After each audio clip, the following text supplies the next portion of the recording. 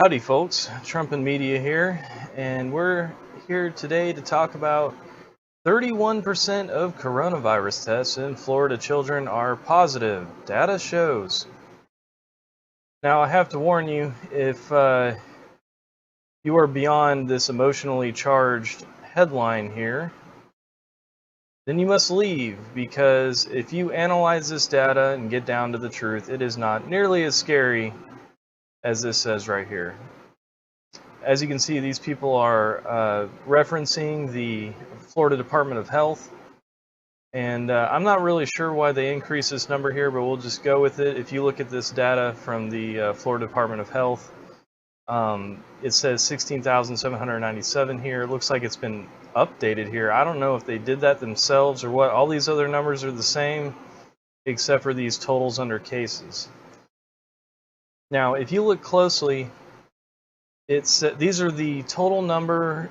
These numbers are the totals from the start of the virus up until now. It even says right under here, hospitalization counts include anyone who is hospitalized at some point during their illness. It does not reflect the number of people currently in hospitals. So this number right here is any of these cases ever since the virus started where they had been hospitalized at any time. So if they were in there for a day, they're 2 days, 4 days, whatever, they're included in this number right here. Now, how serious is this? You look at this case number, 17,000 cases, believe it or not, the higher this number goes up, the least lethal the virus is. Like, it's not really a question of whether or not this virus is going to spread. It's a highly contagious virus. The point is that the virus, especially within children, is not very harmful. The children are the most resilient against this virus. This breaks it down by ages. I have read that at a very, very young age, the children require hospitalization a little more, which might be reflected by this number. You can see in the median here, 5 to 14 years old. They don't need hospitalization as much. But let's break down these numbers for a second. And the main thing I'm going to focus on in this video is the grand total of 4 deaths we have here.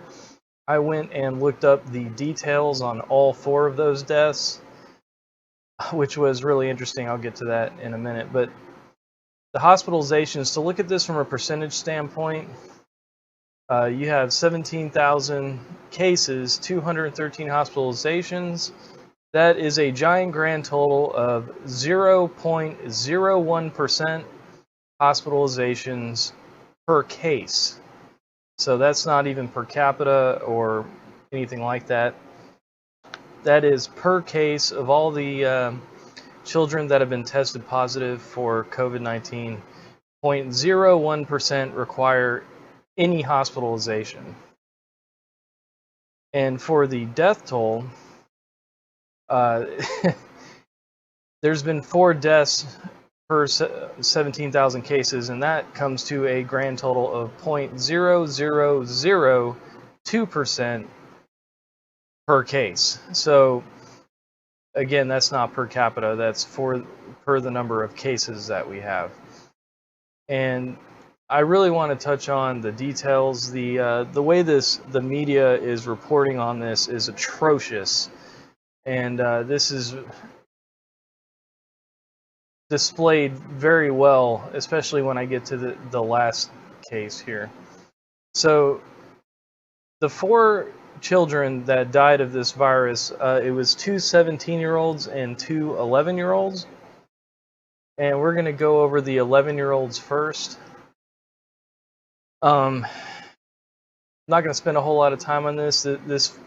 Well, first of all, it took me 2 hours, I think, to find the detailed information on these cases. These cases were covered by a multitude of media outlets, hundreds of media outlets. None of them recording on the details of the case. Every media outlet is very quick to jump on, especially if it's the youngest case in the state that's being reported.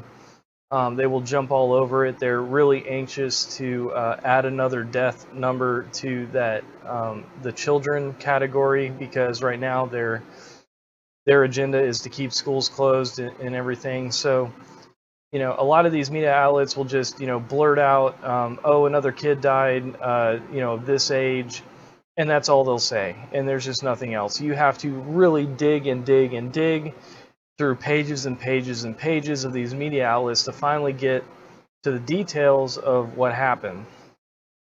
So with this particular girl, she was born with this, and I don't know how to pronounce this trisomy 13.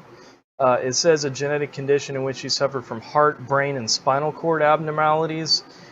I didn't really look any further into this one. I think it's pretty apparent that she had some pretty major pre-existing conditions. So I just wanted to point that out. Then you get to the 11-year-old in Miami. And as you can maybe notice just from looking at this guy here, he has some pre-existing conditions, a lot. It says here at 18 months he was suffering from deformities. His kidneys were failing. 4 years later, had constant health issues. I can't remember if is this the one that he, yeah, I think that might be all it said on this one here.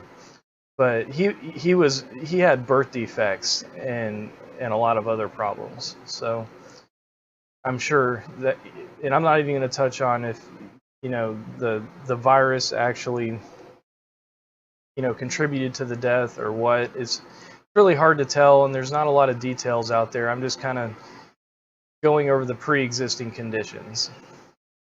And then we had the 17-year-old.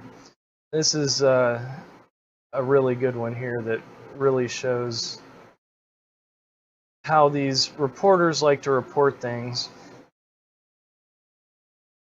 The situation surrounding this 17-year-old girl is a little interesting. Here it says, Florida teen dies after conspiracy theorist mom takes her to church event and tries to treat her with Trump-approved drug report.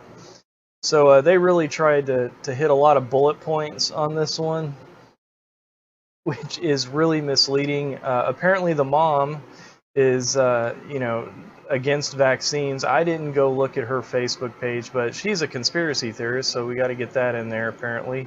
Like that has anything to do with the condition of the child. And we got to get church in there. They're trying to tie this to a church event that she went to. There is absolutely zero evidence that she caught it from that church. The way this virus spreads and the way that the testing works, there is no way to tell where people get it from. It's highly contagious. It's airborne. Masks don't work. I mean, it says right on the box.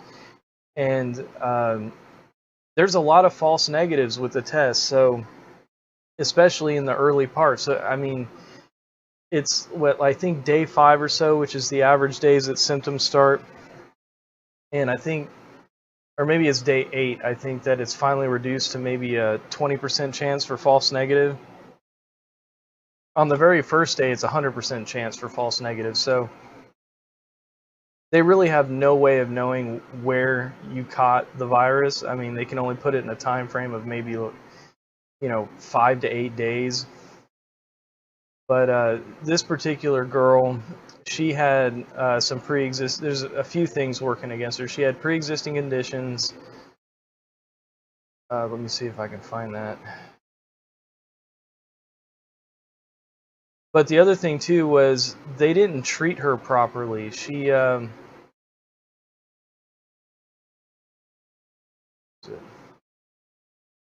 mother, they didn't take her in right away, and the mother tried to treat her with hydroxychloroquine. I don't know where the mother got a supply of hydroxychloroquine, but it wasn't prescribed by a doctor.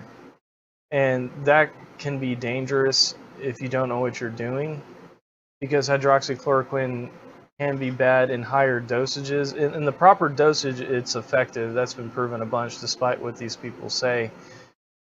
The only time that it's been harmful was in Brazil, where they were doing tests with large doses. I had to dig through like 100 different articles to actually get pre-existing conditions. Oh, here we go. The girl had struggled with a number of health issues over the year, including a rare nervous system disorder that was resolved when she was 5, obesity, an autoimmune disorder, and this is a big one here. Autoimmune disorders do not work well with the virus. We've seen that a bunch of times. So she had a lot of pre-existing conditions. She was obese, and she wasn't treated properly. They didn't take her to a doctor.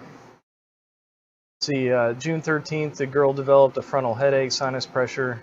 June 19th, the girl's mother noticed that she looked gray while sleeping. The girl was given an unspecified dose of hydroxychloroquine. Of course, I got to put Trump's name in there, Trump bad, and let's see here.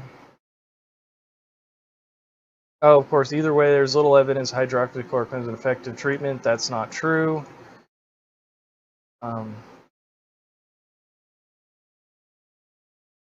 I mean, it's hilarious. Hydroxychloroquine has been fine through the 50s, 60s, 70s, 80s, 90s, 2010s, all the way to 2020. How many years is that? 70 years, 60, 70 years. Hydroxychloroquine has been fine for 70 years until Trump said, this is okay to use. But because Trump's, if Trump had never said anything, then everybody would be using this and no one would care. Well, except for the drug companies that are pushing their $1,000 medicines they just made. It says here the girl's family refused to allow her to be intubated, opting for plasma treatment. I read somewhere else that the plasma treatment was applied rather late. Oh, she does have a GoFundMe, and her name is... What is her name? Carson Lee Davis, CarsynLeigh